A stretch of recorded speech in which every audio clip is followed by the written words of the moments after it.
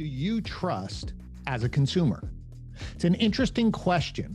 There have been studies to say that consumers have lost trust in organizations, big businesses, media, and are really relying on strangers to make decisions.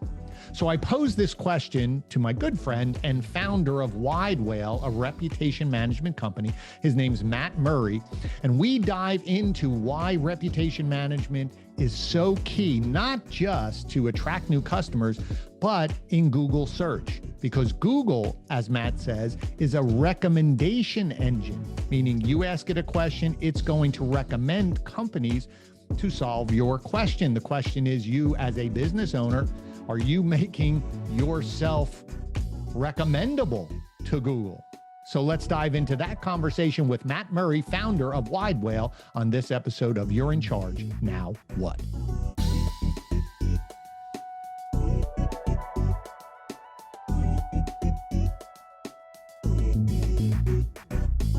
All right, so Matt, thank you so much for being here. Appreciate it. The idea that I wanted to pick your brain on today, because I've known you for a long time and you've worked at large corporations, but you went out on your own and you've built a successful company. So I want to walk backwards a little bit and talk about this idea of I came up with a concept, came up with an idea, then I started to execute on it. And how did you build this? And we'll talk about scaling and things of that. But that initial thought of how did you go from idea to execution to create your company? Yeah, that's such a great question. So for me, and there are founders, executives who are much more talented than I am. I had to spend, 15 working years gathering the tools, industry expertise, the network to then become successful. So I think you see founders, you can use like a Zuckerberg if you want, folks who create something entirely new that doesn't exist, with very little experience in the business world. It's almost like invention versus innovation, that kind of discussion. Right. I'm certainly not the inventor, but through years of observation, great connections with folks like you and Brian over the years, where I've been able to learn so much about dealership operations, understanding tier 3, 2, and 1, working at platform companies where I was exposed to many different types of technologies, strategies, tactics. That builds up over time a certain amount of expertise and confidence, frankly, that I really did know what I was doing, right? The more that I spoke to dealers, to manufacturers, to technology partners, and collected the vocabulary and the expertise, the more confidence I got in myself as an operator. And you get to this point where you say, wait a minute, I know how to do this. This is something that I'm passionate about. Right. I understand the inner workings, and frankly, the final piece for me was looking at my wife. We have 4 kids. We are what you would call later stage founders, and saying, do we have the risk tolerance for this, right? Because you never know where you're going to end or land the plane. So that's kind of how it came together early. And we said, you know what? At the time, it was 2018 when we launched the company. I was 37. We only get to do this once, Glenn, as you know. I know. So we said, yeah, if we're going to do it, we got to do it now.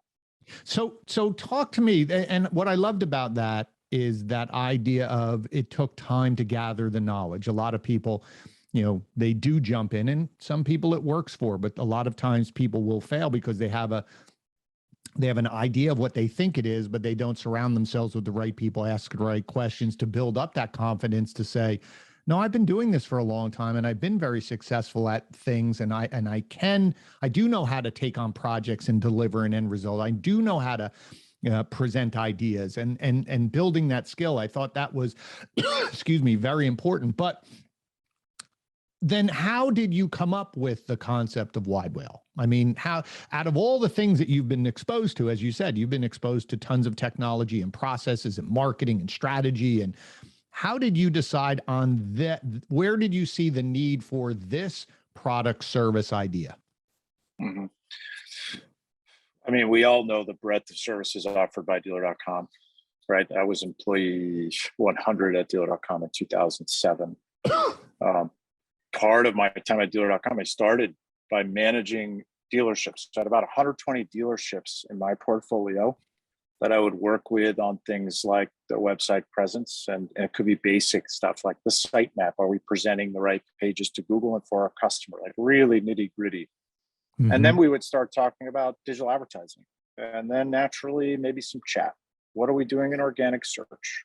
Dealer.com's platform expanded and we were able to start talking about reputation management. Right. For me, it was 2011, reputation management, kind of lit my brain on fire. Like this idea that we were going to extract positive stories from customers and share them with prospects in order to continue the momentum toward purchase made all the sense in the world. Right. In a world where digital marketing metrics are often focused on things like impressions of this whole aggregate and anonymous group of maybe customers, I felt like reputation management was more about the real connection, right? The real measurable daily interaction of past customers with the dealership. Now, mind you, 2011 or 12, it didn't take off in the industry. So in this niche specifically, the original pitch sounded something like, hey, Mr. and Mrs. Dealer, you're a 4.2 on Google and the store down the street is a 4.6. You're losing. That's an ego, right? That's an ego-based pitch. I mean, can you get people to sign up with an ego-based pitch? You can't, sure. You need to get more volume. They're beating you in volume. They're beating you in score. But it's not sticky enough. Right. There's no demonstrable ROI, essentially, beyond, hey, your star rating.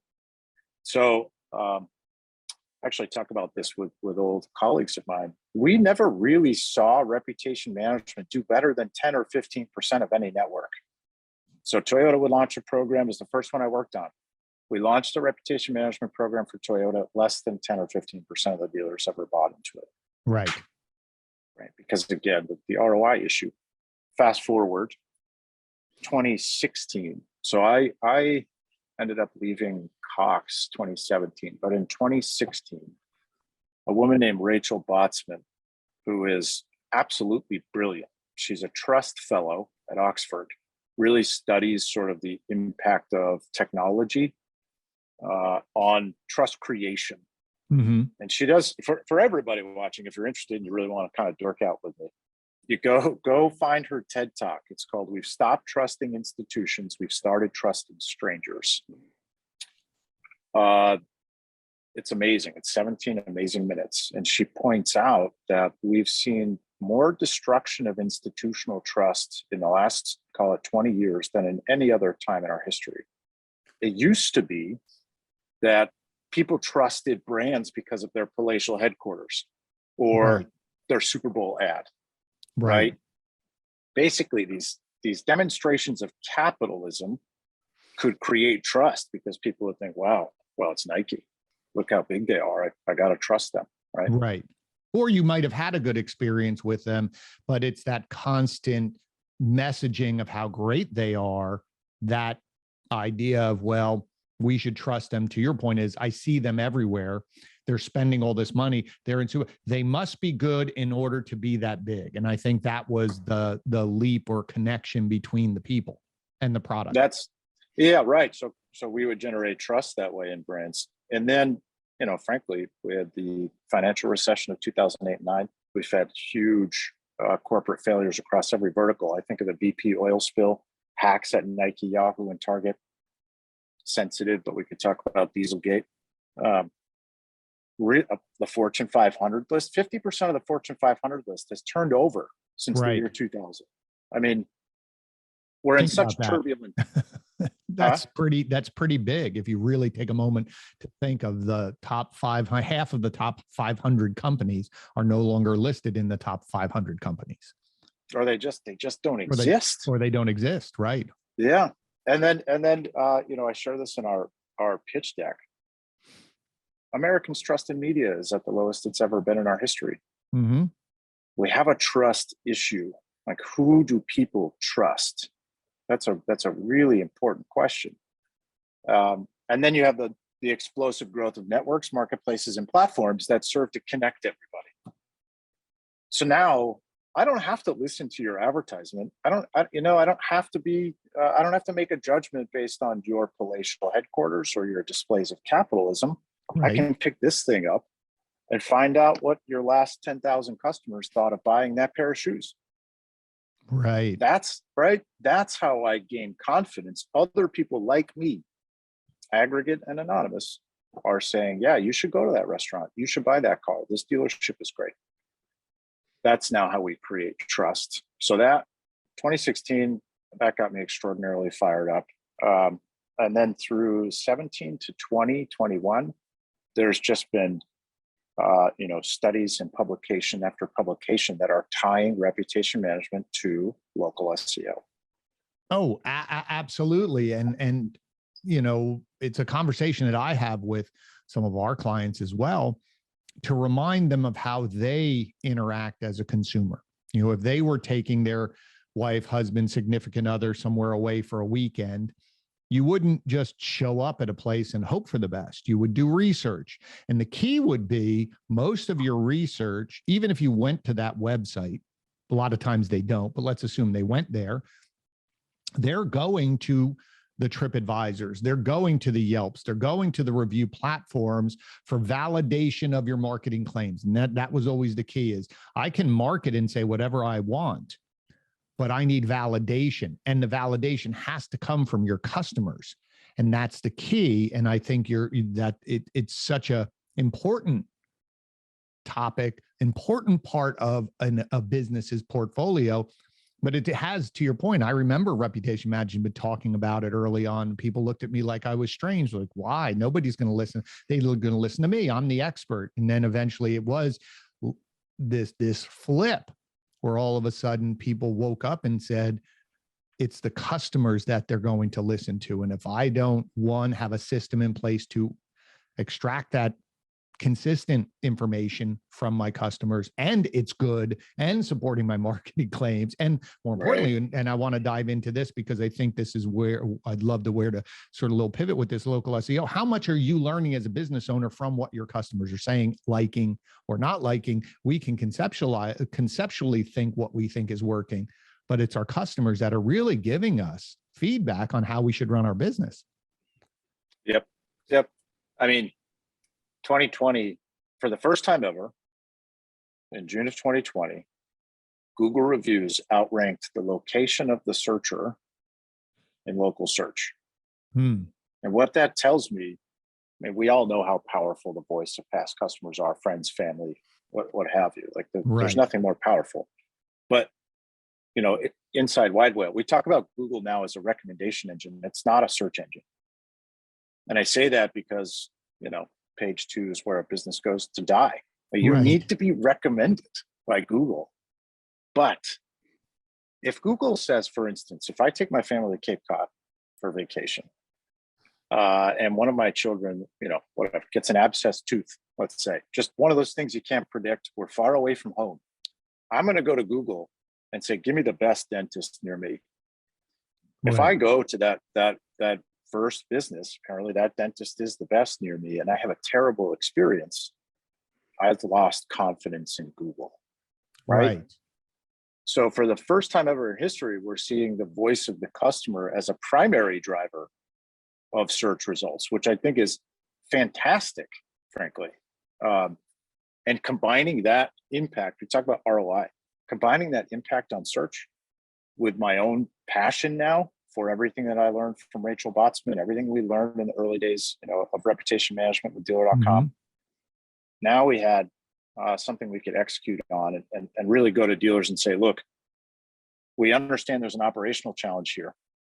How do you get reviews? How do you respond to reviews? Now we're on the topic of getting customers to leave videos for the dealership. So their voice, they are from their user-generated content for use in marketing. It's all about building trust, and our ability to tie that back to digital marketing performances. I mean, it's so exciting for us. So how are you tying it back? So on that, then how are you tying back? So a client of yours says, sure, Matt, we're going to go with you.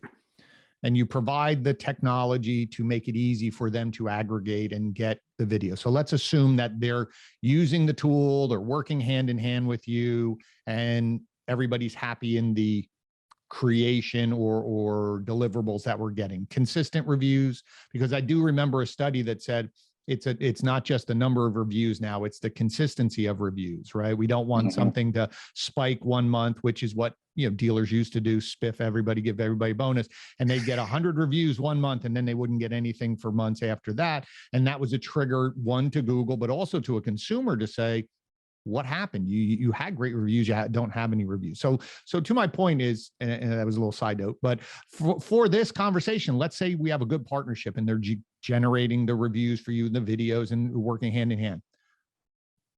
Tell me why it's important to local search. Tell me how it is and what that impact really is for a dealer's business, or any business, I should say. It's not just dealerships. Yeah, we're fortunate enough now. This is personal curiosity. We're working across multiple verticals, which has been really fun. So, and actually, it's helped me appreciate the auto industry even that much more, thankfully. So, but to your question, so volume, frequency, quality, and response. These are the tenets of reputation management. When you look at your competitive landscape, let's say I was a Toyota point here in Burlington. They know, the store knows who their competitors are. And oftentimes a dealer will ask me like, well, am I doing well? And I say, well, can you tell me what your competitors are doing? What's their score? What's their volume and frequency of reviews? Does it look from the outside like they're transacting more often and creating happier customers? Most of the time that question can't be answered on the first call because the awareness isn't there. Right. But Widewail comes in and says, look, we're going to make sure that happy customers have a voice. Why? Because today on our initial assessment, it looks like 18% of your reviews, let's say, are negative. Every month, 18% of your reviews, it's not good. It's, 1 out of 5 reviews seen by a prospect then is negative. Right. So one of our core value propositions is to help drive down the volume of negative sentiment. Why? Upset customers are always going to leave reviews. Happy customers do not. So I think of, West Her or Coons or any of the groups that work with us, driving down the total negative sentiment to under 10% per month per store means that less than 1 out of 10 interactions that a potential customer has in that consideration of the store is likely to be negative. Right. And to that point, I want to make sure people are listening to this, and those of you listening, understand what Matt just said is that if it's 1 out of 5, it's not trying to ignore a negative review. Negative reviews, from my research, validate your positive reviews, because we've all seen something on Amazon or somewhere and it's 8,000 5-star reviews. You're going, wait a minute, you're telling me there's not one person that didn't like this, right? So, but to your point, it's one, if we don't ask happy customers to leave a review, most of the times they might, but most of the time you don't think that. You're just happy everything is working out. But number 2, it is everybody who would read those reviews and see 1 out of 10 would go, that makes sense, because though there always is, everyone who's listening to this knows of someone in your family that's cranky, right? And you're like, oh, that's my uncle so-and-so. But it doesn't stand out as much because of that balance. As you're saying, there's 9 happy people, 1 cranky person for whatever reason. And you go, oh, that makes sense. I continue moving forward because nothing's distracted me from wanting to do business with them. Yeah. And dealers who don't have a strategy, again, I mean, we've seen stores with upwards of 50% of the reviews on a monthly basis are negative. Phew. That's a really difficult place to be. And that happens during times of, let's say your GM turns over. Mm-hmm. We had a store who had 3 GMs in the span of less than 24 months.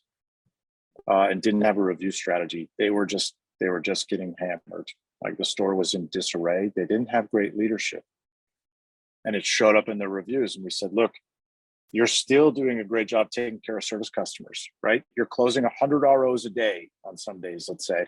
let's make sure that the happy customers have a voice here and balance some of this negativity.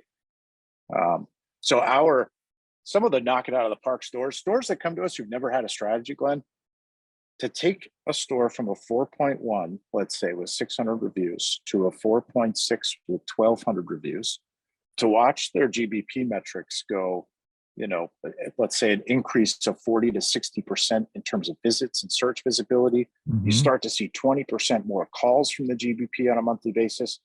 We can actually measure Google's confidence in the store and the GBP based on visibility over time. Now we got a great conversation. Why? There's no better property than the GBP in terms of lead creation. Once you get somebody to that GBP, they are, they're either calling in, frankly, how's my car? Is it off the lift? Or they're coming to contact you. Close rate on GBP traffic is extraordinarily high. Conversion rate is unlike any other property. They searched for you or your product in your market, and you showed up. Well, and again, I loved what you said before, and I want it bears repeating. Google is a reputation or a recommendation, right? So again, there's two parts to it. I search, meaning I ask Google a question, to your point earlier, the dentist. Google goes through its file cabinets. I always use the image of somebody has it, and I got to go through the file cabinet. And who should I recommend so that, and again, selfish on Google's point, is so that somebody will come back and use Google again, or versus I don't like them, I'm going to go to Safari, I'm going to go to DuckDuckGo, I'm going to go somewhere else, right? I'm going to use some other search, I'm going to go wherever, I'll go to TikTok for all I care. It's selfish on Google. So the key is, you have to think through this, and I love this conversation, is, am I putting myself in a position that Google's going to recommend me? And what you're telling me is that what is now a key component of that is, are your customers recommending you to their network, which in turn lets Google go, this is pretty safe. If they got 1,200 people going and most of them are saying, recommending to their network, hey, this is a great place, I feel safe recommending it to strangers. Hence, Google then goes, I'll recommend it. I love that. And I really hope, I want to take a couple seconds on that, because that explains why this is so important. Yep. And back to a comment you made about that store or that product that has 8,000 reviews and they're all 5 stars. Everybody should be familiar with review gating. We've probably banged this drum too much, but the days of sending your customer the first email or text and saying, did you have a good experience? Yes or no. And sending the person who says no to a private feedback form, and the person who says, yes, I had a great experience, off to Google to leave a review, those days are over. Right. They have to be. The policies at review sites prohibit this activity, right? The FTC is out there issuing warnings and in some cases fines for the selective solicitation of positive reviews, or any process essentially that hides negative reviews. And this isn't an auto industry news item, but Fashion Nova, beginning of this year, this is an online retailer. They were fined $4.2 million by the FTC. So let's go back to review gating. Yeah. So we defined it, right? You try to get people who didn't have a happy experience away from Google. And what you end up with is a GBP that's got 1,000 reviews and somehow you're a 5-star company. First of all, nobody believes you. Right. Second of all, that activity is completely prohibited by terms of service at Google, Facebook, pick the review site. But maybe more importantly today, the FTC is now protecting the consumer by going out there and letting businesses and review platforms know that they're watching. Right. That's important. That's important to protect the validity of the reviews, holding people accountable to that. And I know there was a time where if somebody received something to give a review, if somebody sent a product to them for free to review, they had to disclaim that also in the review, that I received some compensation, I was a paid reviewer, or I received a gift or something. That's right. And that's still very much in play. You can incentivize people for, so let's say a video review. but you absolutely have to disclose it. And part of what we're doing today is helping the dealer collect video that's not incentivized. We think it's just as important to disclaim that something was not incentivized. Right. It's potentially more important because everybody's instinct is, oh, they must have gotten paid. That's right. obviously not always the case. So let's talk about what's next. So for you as a business leader, right? You started this company, you know, I remember when you started it, it was you, your wife, a couple people, boots on the ground. We even talked initially, and you were telling me how you were doing things. And I said, this is great. And I was trying to understand how you were going to grow this, and you've now grown this. So talk to the business owner who is in that startup phase, or even someone who's running a project or a team. How do you focus on maintaining current quality and standards for your customers while keeping one eye down the road on innovation? How do you balance those two? Mm-hmm.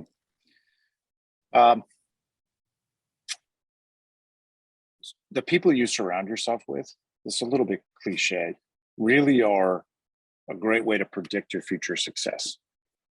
So I was fortunate enough to come into dealer.com and create relationships with really brilliant people. Right. The list is too long, but even on our board today, Rick Gibbs, Mike Lane, a couple of the founders from dealer.com, they're on our board today.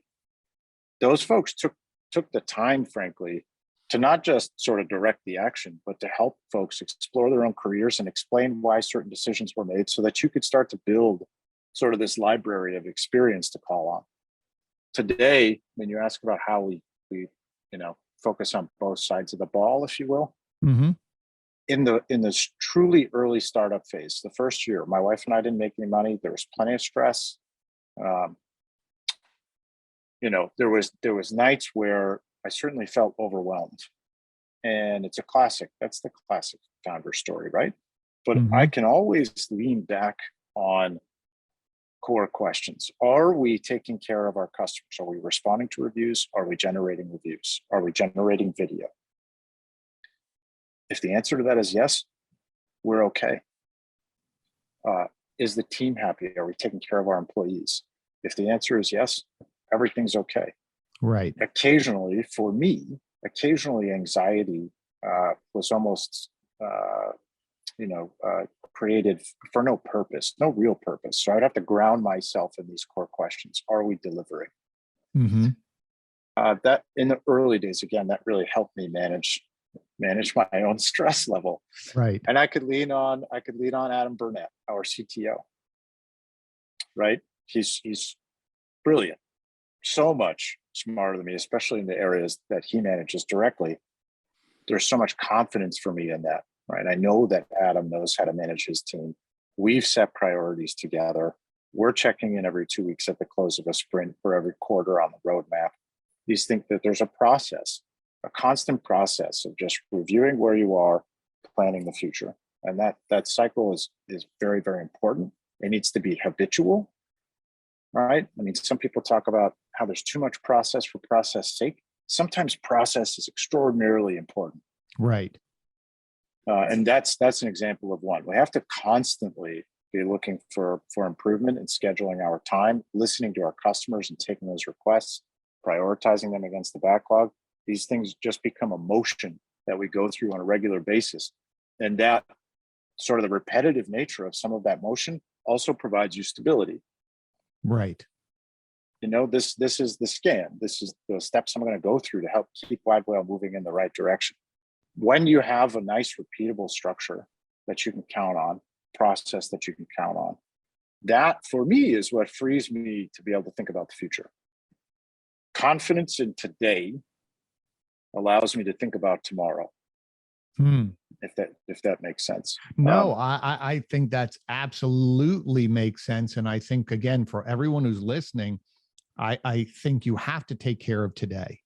So to ask those questions about, do we have a process in place that is repeatable to take care of our customers? That's our primary goal.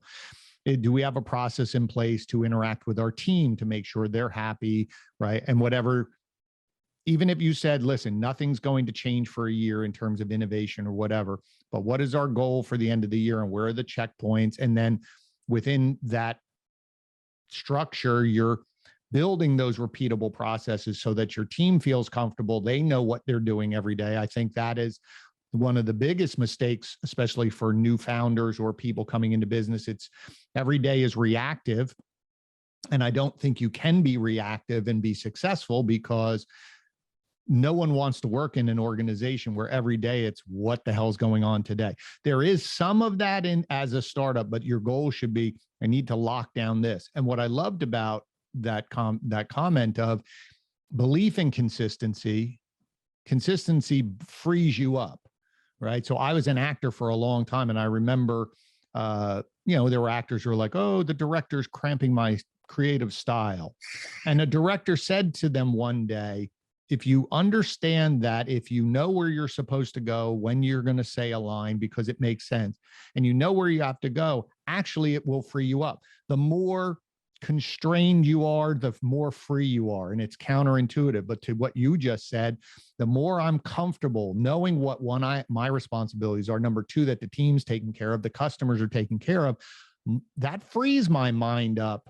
It allows it space to expand to say, what else can we do? But if I'm bogged down every day going, I hope our customers are being taken care of, how's everybody going? How can you think of anything other than that reactive state? So I love that. It makes such complete sense. And I'm I cannot be more aligned with that. I appreciate that. I mean, as a first-time founder, I have plenty of times where I say, I don't know what the right answer is. Mm-hmm. I just don't know. And I'm again fortunate. Back to the network. Network is one of the most powerful resources that a founder has. And I have no qualms with pulling the ripcord on any decision and picking up the phone and calling people who've done this more than I have, who've seen more than I have. Maybe Right. I've consulted with multiple companies at different stages.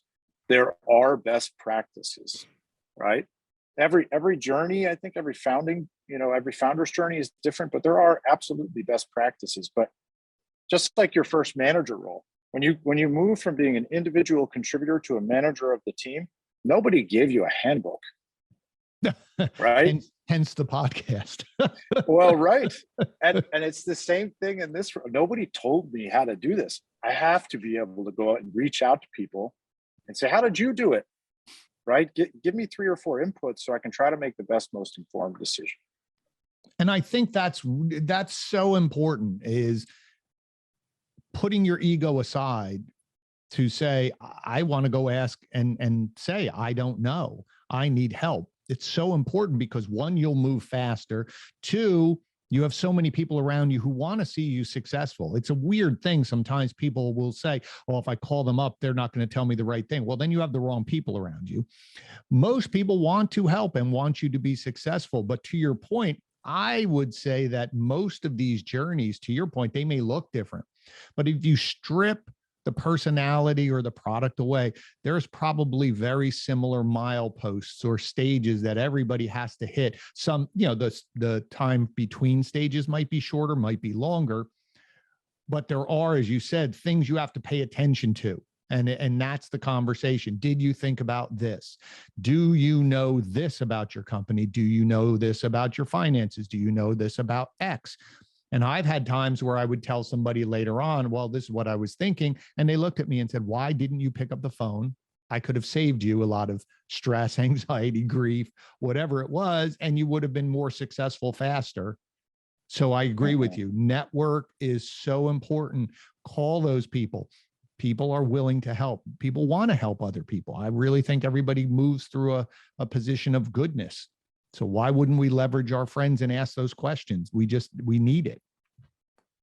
Shared empathy too. I didn't know, for instance, Steve Greenfield very well a couple of years ago through Mike Rother, who was, our leader at dealer.com for a period of time. I met Steve, and Steve's a great example of somebody who's got a ton of experience and will listen and will be sympathetic and empathetic to the current phase, and will provide a couple of avenues without saying this is the right thing, but here are some of your choices.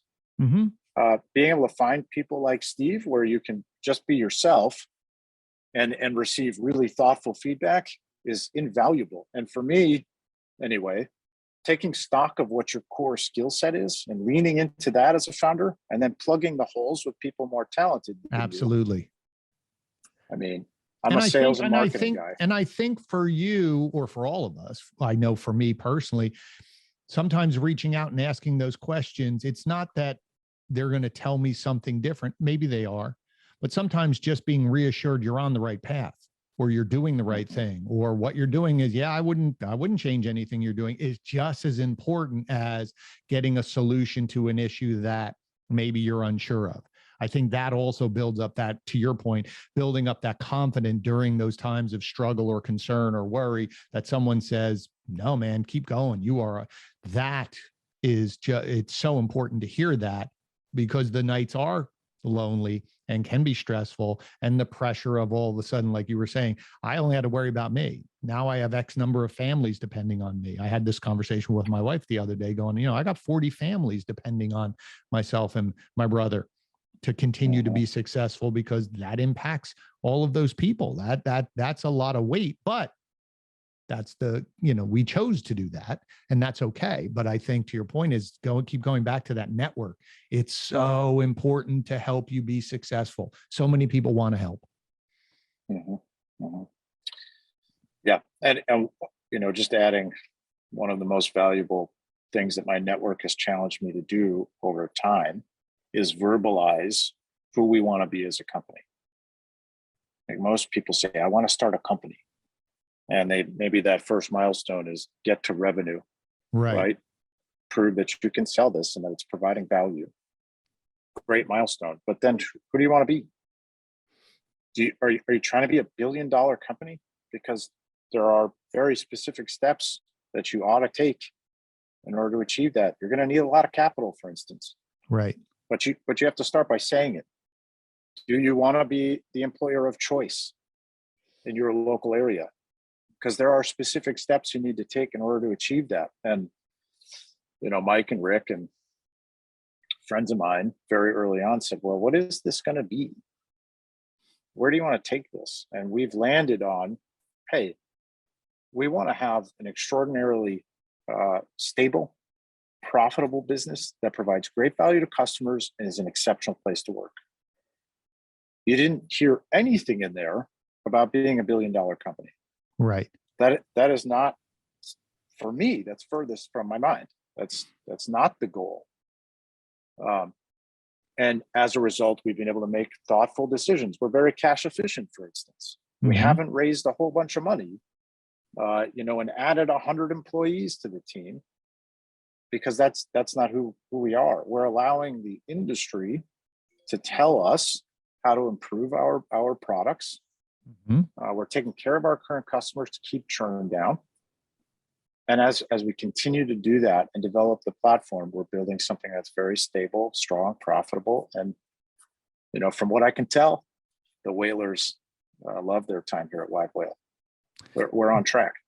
Well, I think that's such a healthy way to look at things, because I think it goes back to what you were talking about early on, which is take care of the customers, take care of the people, then we can start moving on, right? But to your point, sometimes you go to, or we've all seen the stories of the companies that are chasing the revenue at the expense of the people, at the expense of customers. And well, these customers aren't important anymore because I got bigger customers. And I think you're on the right track, because one, I think it will, with that thoughtfulness, and listen, I've known you for over a decade now, and I've always thought of you as someone who is very thoughtful and very intelligent and smart, but at your core, it's always been about people, customers, and employees. And I think that's a great place to start, because then the rest, in a weird way, takes care of itself, because your customers will recommend you, people will recommend you, you can go into other verticals, and you can grow at the pace that you feel comfortable. Where it's going to end up, hey,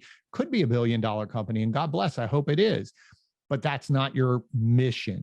If we get on that journey and we land there, fantastic. But I want to enjoy the ride to wherever we're going versus leaving dead bodies on the wayside along the street where nobody wants to work for me, or they feel like they have to work for me, and the customers are putting up with me. Nobody wants that type of a company. So man, I tell you, I am just so happy for you, your family, and all of the whalers. You have a great company, great reputation, and I just see great success for you. Thank you, Glenn. I want to take a little bit of a sharp left because I was thinking about your podcast in preparation and thinking about some of my biggest failures, going from an individual contributor to a manager to a director, et cetera, that kind of growth up, the organizational chart there. I was not a good manager for a period of time. So I spent all this time as an individual contributor, either as an account manager or director of industry relations. I did some training. And then I stepped into enterprise solutions at dealer.com, which was managing that relationship between dealer.com and the OEMs, and then DealerTrack, dealer.com, and the OEMs, and ultimately 5 or 6 Cox business units. We talked about how nobody gives you that manual to help you understand how to be a manager. Well, I enjoyed being an individual contributor so much that probably the first, couple of years that I was a manager, I neglected my team because nobody gave me this very simple piece of advice, which is you're no longer a player. You're now the coach. Right. And that mindset is extraordinarily important. It doesn't matter if you can go close a deal every month anymore as a salesperson. Your job is to get these 10 people to close a deal every month. Right. And that changes the way you work. And I had to understand that the value I could provide as a manager was in direct connection with the team, daily basis. We need to know each other. I need to know your family. I need to understand what your fears are, where your developmental edge is, what resources can I get to make you more confident and successful in your role. And I was just not great at it. So I don't know. Anybody listening to the podcast who's moving from that individual contributor to the manager role, remember that in some ways you're putting down the tools that you've used for years and picking up an entirely new set, right, in order to make the whole team successful. No, I listen. First, I love the fact that your honesty to say that, and number two, you're absolutely right. And I've coached a few people. A few people have reached out to me and said during that transition, and they said, "What should I expect?" And I said, "Withdrawal." I said it's a funny thing because I said I'll give you my example. For a long time, I was in the field working with people and coaching people and being right in the mix, and then they moved me to the corporate office. And for 4 months, I was bouncing off the walls because I didn't know what to do. I didn't know how to direct my energies to be successful. So either I tried to micromanage from afar, or I just was frustrated until someone talked to me, not in the company, someone else talked to me and they said, "Oh," and they used the word coach. "Oh, so you're coaching people now?" I said, no, I'm running this. He goes, "No." He goes, "You're having that impact on those 100 people through 3 people." So all he said was, "Who's your team now?" And that stuck with me. I was like, oh, my team is 3 people, not 100 people. So if I can work those 3 people to get them to do that job really, really well, I'll impact those 100 people. So you go through that withdrawal, like you said, and I love the way you said it. Yeah, I got to put down my tool set of what I used to do to accomplish the job, to feel successful. I had to pick up a new set of tools and figure out how to use them to get back to feeling successful. But it's a completely different set of skills, job duties, responsibilities to help assist to get to the end. You're just not as close to that, like you're saying, and you're not on the field anymore in that buzz, but you're on the sidelines. And remember, you're not in the upper office, hidden behind the desk, way in the back. Your thought has to be, I'm on the sideline. I'm close enough. It's just a different skill set. So I really, really love that analogy. Really important for people. All right. So listen, I could chat with you all day about all of this stuff. So at the end of every episode, I ask 5 questions. I call them the one thing, whatever comes to your mind first. So first question I like to ask. I have, my kids are in that 10th, 11th. Well, now he's going to be a senior, my older one. But in that, I've been watching my children, and in that 10th, 11th grade, 15, 16-year-old selves, you go through a lot of different changes. So if you could look back at 15 or 16-year-old Matt and compare himself to you today, what's a trait that's similar? You could say it's always been here with me since then. Number two would be, if that 15-year-old Matt looked at you now, what would they be surprised about? I've always been a talker. Yeah. And in some ways it was a negative thing when I was 15 or 16, right? Matt, you're too talkative in class. Right. Always got that. But that ability to talk to anyone at any time about almost anything has been something that's always been with me. And has served me very well professionally, maybe not in school. Right. Okay. 15 or 16-year-old Matt, I built belief in myself through years of experience. And I will never forget when I was 15 or 16 in the town I lived in, IBM had a huge plant, and I would see what I assumed were executives in their fancy BMWs, right? And say like, wow, that person made it. And I think there's times when 15 or 16-year-old Matt would look at me today and say that potentially I've succeeded beyond what I thought I could be when I was 15 or 16 because of years of experience and opportunities. So I think 15 or 16-year-old Matt would be proud of today's version, which is, I appreciate that question. That's a good reflection. Good. I like that answer. I'm glad he would be proud of you, because there's a lot of people who are very proud of you and really cherish your being part of their lives. So understand that. Next question would be, I know you like to travel and have traveled. Where's a place on your bucket list that you have not traveled yet that you want to go to? My wife and I need to go to Spain. I've never been to Spain. That's on my list too. Got to go to Spain. And I have deep sort of Irish roots. I've still never been to Ireland. Okay. I feel terrible about it. So got to go do those bucket lists, those two. Something you're reading, watching, or listening to that is inspiring you that you would recommend, and we'll put it in the show notes as well. Yeah. So Rachel Botsman's book, and it's escaping me. I think it's just called Trust. Okay. That was the most recent reading that I did. My personal enjoyment right now is a show called Shoresy, which is for all my hockey fans out there. It's more of a comedy, light watch, but really but perfect for the hockey fan. Great. Okay. If I put all of your friends and family, close people who really know you, and ask them to describe you in one word, what's the one word they would use to describe you? One word. The two words that popped up first were hardworking. Okay. Whether or not it's a good thing, I'm trying to do better at this. I know that at times in my career, I've prioritized my profession first, and I've got 4 kids. You know how dangerous that can be. So I'm learning that balance today. Great. Last question. Talked about a lot of different things. If there was one thing that you would hope the people listening to this episode took away, what would the one thing be? It's okay to be vulnerable. You have to ask for help. It doesn't matter if it's getting that promotion to management. It doesn't matter if you're starting a company, you're starting a family, you're having your first child. One of the best things you can do is be really open and ask those in your network who've had the experience for help. The amount of sort of stress relief that it can bring to you and confidence in your next steps is immeasurable. Great. I love that. Love that. Matt, this has been an absolute pleasure. Like I said to you before, you've been someone who I've looked up to and admired, and I just love what you're doing right now. So happy for you. How can the audience connect with you, find you, both the company and you personally online, if they want to connect?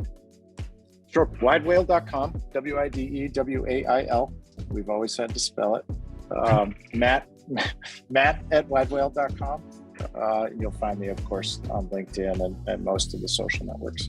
Great. And we'll post all of those connections in the show notes as well. So again, Matt, thank you so much. I really do appreciate it. Folks, you should connect with Matt. Truly will be someone you are lucky to have in your network, and will be able to answer a call if you need help as well. And you know how the show ends. Please make sure that you think about someone in your network that could benefit from the conversation Matt and I just had. Please share it out. Please make sure you rate the podcast, subscribe. That's the way we grow. So again, we talked about reviews. We like reviews as well. I'm so happy you're here. I know that there's a lot of places you can consume content, but the fact that you spent some time with Matt and me means the world to me. Thank you so much. Again, as we've said, the reason we do this every single week is we are here to help you become a better leader, a better person, both professionally, what you're trying to do in business, through conversations with our guests, to provide you some tactical skills to answer those questions and be a place of help for you. So again, thank you so much. I look forward to seeing you guys on the next episode. Matt, I look forward to seeing you in person one of these days, and maybe we'll grab some dinner. Appreciate you. Take care. Thanks, Glenn. Take care.